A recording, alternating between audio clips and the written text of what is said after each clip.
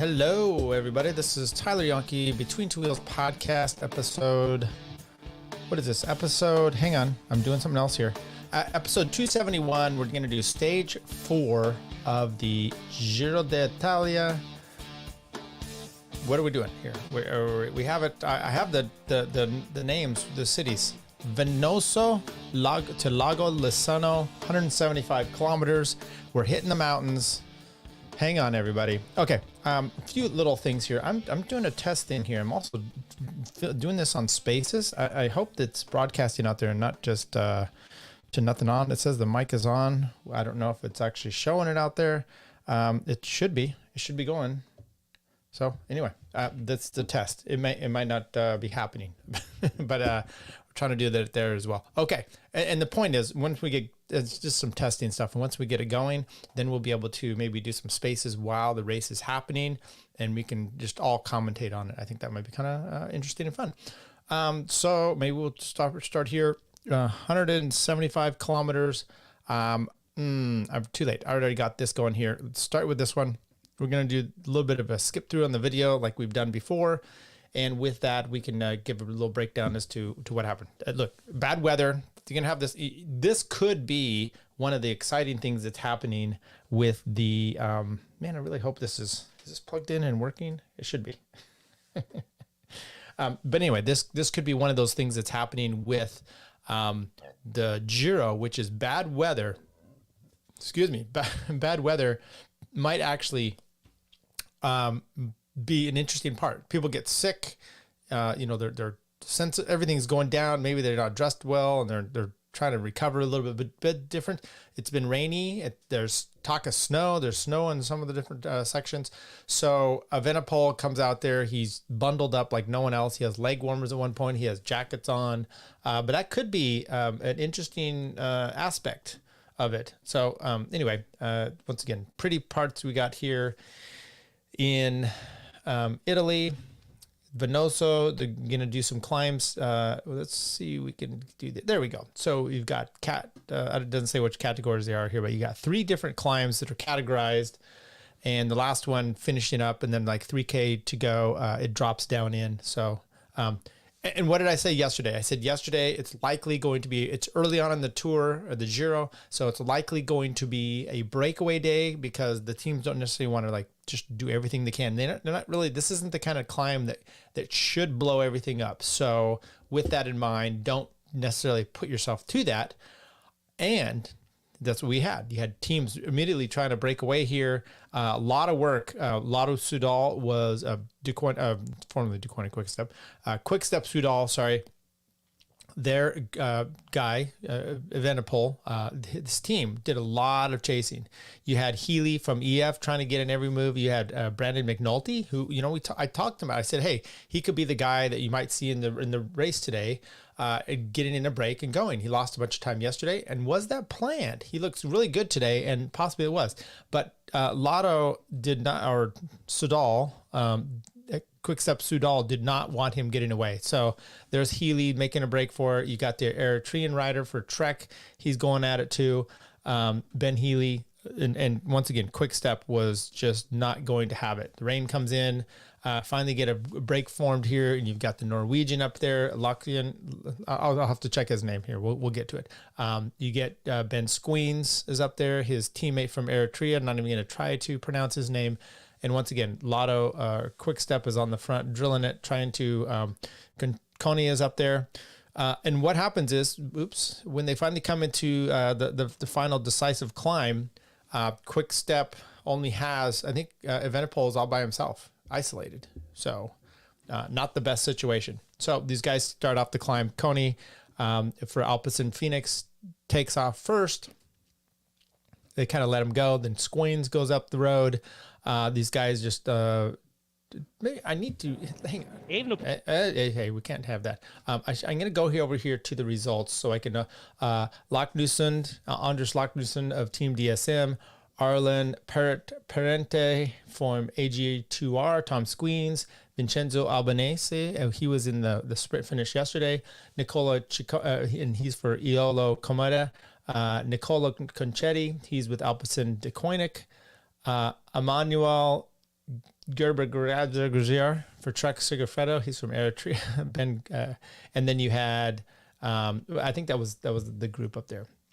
Cohen Bowman, Damiano Caruso, Eddie Dunbar, those kind of guys, they end up kind of being in between there. Okay, so what you also see with Evenepoel being isolated, then you end up seeing Ineos kind of driving the front. So why are they doing this? What is the point of them driving the front? Well, there's a lot of different reasons it could be. According to De Koyne, they're just like, hey, we were comfortable. We moved up to the front. Next thing you know, we're just on the front. Let's just keep going. Let's be fine. And then I actually did hear Geraint Thomas say, yeah, and then, if we have to just kind of flick, quick step and keep Evenepoel in the yellow jersey, then so be it. It's maybe just a side effect that it's not really all that bad. Okay, that could be, but they end up, and they almost got it because the guys up front, they had Lukasson needed to win, I think, by a minute 30, or that gap needed to be somewhere around minute 30, minute 40 to be able to get into the yellow jersey. Rowan Dennis gets dropped. More quick step guys get dropped. Ineos just keeps driving on the front. It's not a big group, but up front you've got Lukasson. Finally, he's bridging out and he takes off. He drops everybody. Parente comes on with him. He does drop him, but he ends up getting back on. And then the last kilometer and a half, you're like, okay, dude, you need the pink jersey. Just drill it. Okay, you're ahead of the AG2R rider on overall, so drill it to the finish. You get the pink. He gets a stage win. Maybe you get a stage win. You're a bigger guy than him.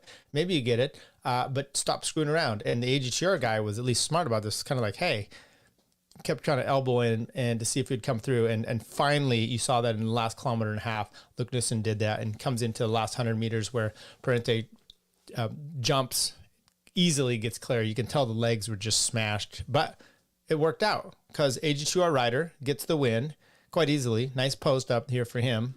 And Lukasson gets the pink jersey. So you get, this guy gets the win. Lukasson gets the pink, and everyone's pretty happy about it. And maybe we'll play some interviews. That's a good, nice little post up. He had plenty of room to do it. So not a problem there. There you go. Parente, AG2R gets the win, 2 seconds over Lukasson. Tom Squeens comes in a minute behind, 57 seconds. Albanese comes in with him. Nicola Conchi comes in minute 2. The Eritrean rider, Trek Sigafredo, comes in at 1:07. And then Bowman, Damiano Caruso, Eddie Dunbar, Vlasov with the group at 2:01 to go. So, but we get a new pink jersey, and Lukasson gets it. He's up by Remco by 28. Parente, he now is in the what do you call it? Well, he's in third place here. And Larry Warbass talked about this, where he said, "Hey, we've got we want to." He's going for a top 10 overall. So you put him up there now. Now he's definitely in good shape. He just jumped ahead of everybody. But what are his legs like for coming out? Jay Vine stays up there. Brendan McNulty. He kicked out of the top 10 along with Filippo Ganna yesterday. Other than that, I mean, tomorrow, I think it's a sprinter day tomorrow. So we'll look at that. We'll look at the there it is. These guys are going to get over these sprints here without a problem. So then we'll be able to see what goes there. Okay. Let's see if we can play some, interviews. I think we got some here. I found some pirated stuff. This is Michael Hessman from Jumbo Visma. See if we play that. So you went in the break first before we hear about your crash. Tell us about the start of this stage. In the break, I haven't really been in the break, but there were a few gaps sometimes. But it was really hard day for sure from the beginning.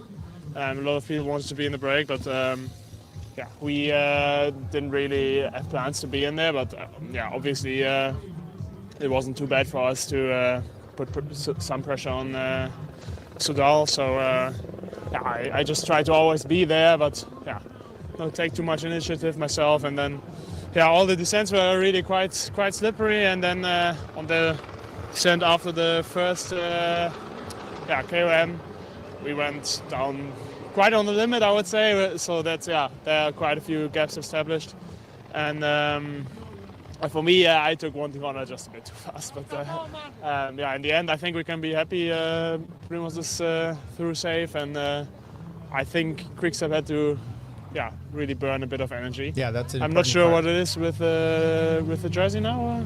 So Andreas Leknesund is in the pink jersey right now. But tell us about that moment where you were with Primoz and there was a gap down to Remco and Soudal Quickstep.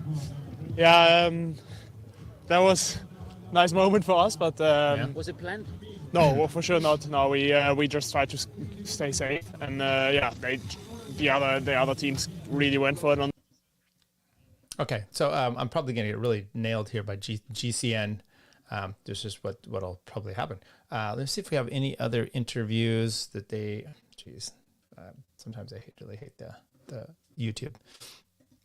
See if they have any other ones from this Pro Cycling Net. He has one with Luknison, so maybe we can. Here's the Geraint Thomas one at the finish. Let's see if we can check that one out.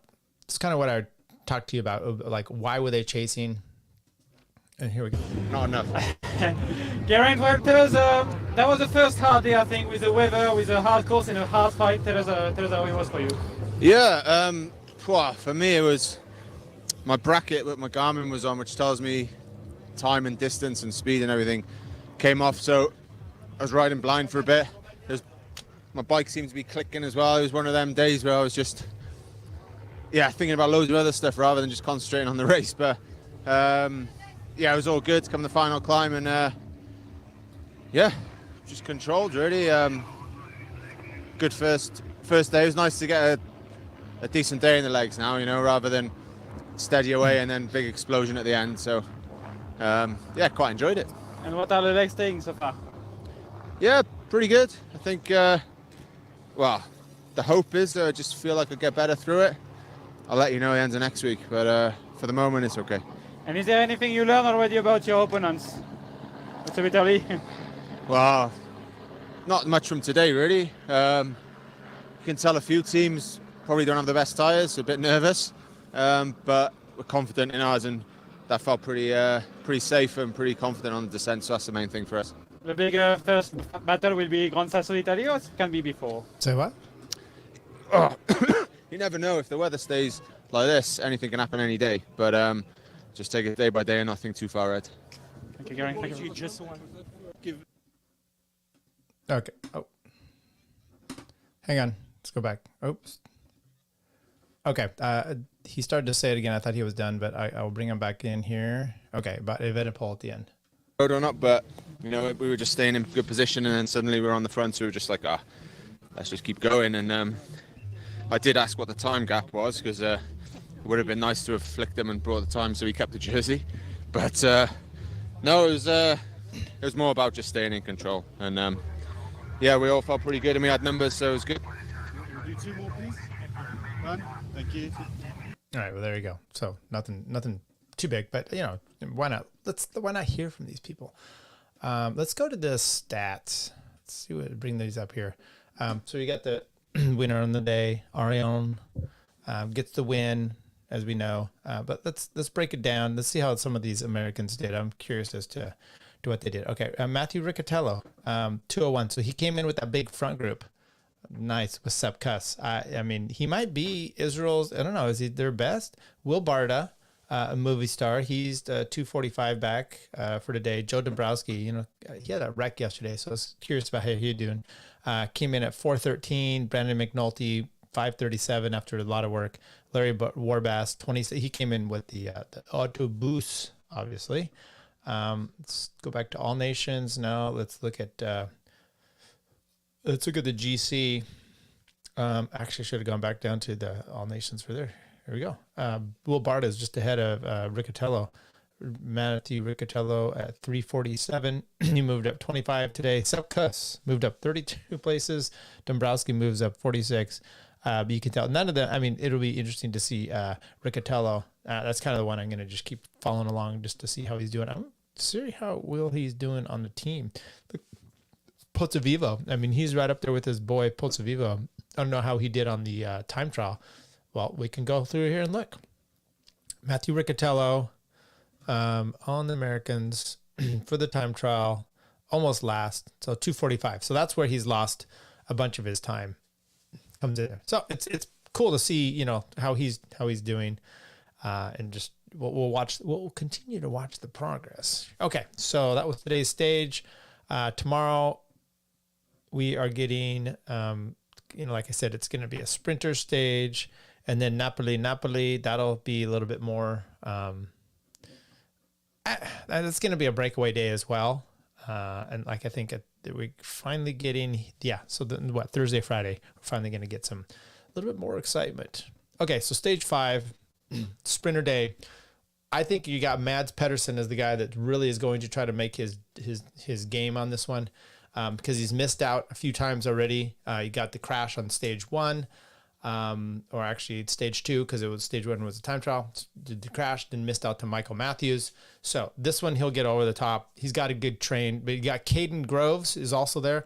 I mean, is Michael Matthews really going to care? He's probably going to still be up there in this. So, and it's straight away. I heard the announcers saying today that the last, you know, several kilometers is just dead straight. So it's going to be about timing for the sprinters, get their train going, and see what they have, and try to make sure your guy is protected a little bit more. I saw Chris Horner talking about the Caden Groves thing, and evidently he's up front and he's doing a little elbowing, and with that elbow, that's how some things happened up there. So I wanted to see more. And once again, I think Remco is just speaking out of turn. I know it happened like right in front of him. You saw a guy swerve, but you don't always know what's happening. It looks like Quick Step rider actually is coming up there, and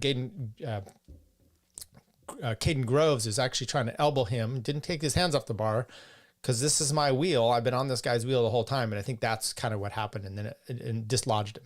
So once again, I'm still not thinking that Remco is the good guy in this one. So just assuming that's the situation. It's a pretty simple stage today. I mean, it was exciting getting the last finish here on the climb. I thought maybe there would be a little fireworks from the main GC guys. That didn't happen. They just kind of whittled it out. We didn't really see anybody losing there today, or did we? Let me see. Was there anybody? I don't think we saw anybody significant lose out. I could be wrong. McNulty, it was interesting to see what his plan was for today to kind of come there. Also, Ben Healy of EF. He had good legs. You know, we saw him in Liège. He did well, and I think Flanders, one of those two. I think both. So you know, he's flying and coming in here with good legs. So that's kind of the EF and American and McNulty. Giving it a shot. It'll be interesting to see who else comes out for this, but we just need to thin this stuff out a little bit more, get the GC. I'm really looking forward to the battle. And it was more interesting. I talked about it just a little bit yesterday, which was the Evenepoel and the team, okay? How he uses them. Now, I don't think he's the brightest strategy-wise. So at least from what I've seen, he complains about stuff that's obvious. He tried to do that. I think it was in Catalonia when he had Primoz with him, and he's elbowing him to come through and it's like, he's not going to come through. There's no reason for him to be coming through. And he got real upset. He was just dating. He was all up, you know, working up himself. But the point I'm getting at is sometimes you're like, well, why are you doing it? I get you're trying to encourage things to happen, but you should be smarter enough to know that's not going to be the case unless you just don't know strategy very well. And I think you're so strong. If you ever checked him out, you know, so was it when they had the World Championships in Switzerland when he won? I'm trying to remember the year. Maybe it was 2019 or so, 2020, somewhere around there. Mike Woods got fourth. That's when you had Alejandro Valverde, I think, winning the race there. Evenepoel was a junior and he won it. He soloed out. It was no big deal. He'd won, and I did an analysis at the time where he was like 45 out of like 57 races that he had won. It was like insane. So we knew coming in, he's got talent and he's used to riding like that. So he's still that kind of rider. Now he's not a complete idiot, but there are some riders out there just too strong too soon that they don't have to do anything. Chris Horner, as an example, he is like the guy that I've known as the strategic genius. And his analysis, I always think, is really well thought out, partly because he thinks that way still. And he was that way on the bike. I think he won a lot of races that way.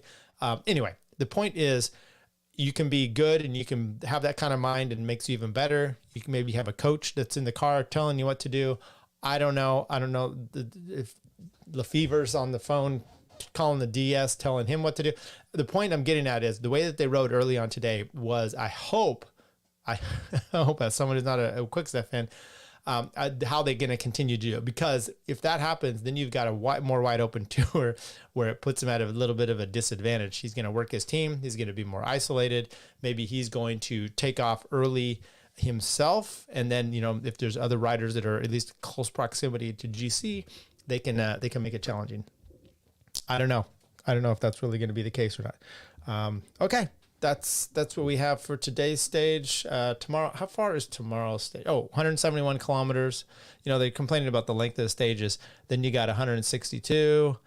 Then you've got 218. Then you've got 207. And then a time trial coming up on the weekend, flat 35 kilometers. So there you go. Okay, well, that's the exact thing that we have today. I'm trying to figure out my music thing here. Let's go out with that's from no, that's all we got. All right, everybody, take care. 271. Bye.